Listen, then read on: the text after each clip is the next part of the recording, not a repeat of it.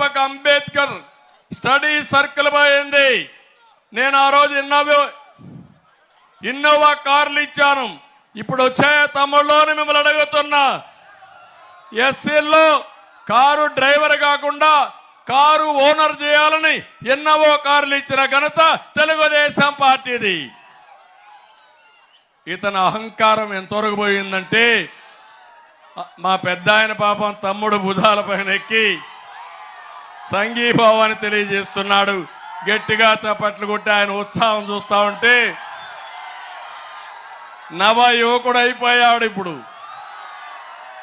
Telugu Desam party మన కూటమిని గెలిపించడానికి ఎంత అహంకారో ఈ జగన్మోహన్ రెడ్డి.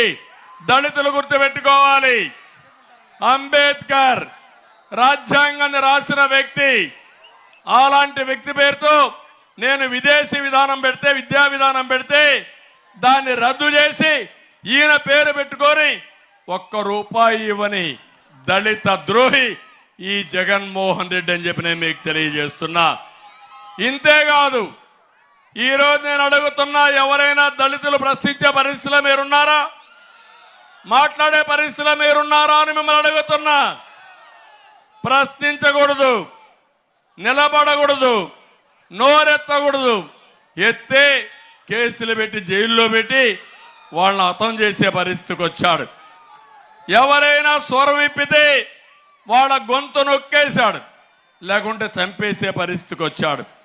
6,000 మంది పైన తప్పుడు కేసులు పెట్టాడు. 188 మంది దళితులు చంపేశాడు.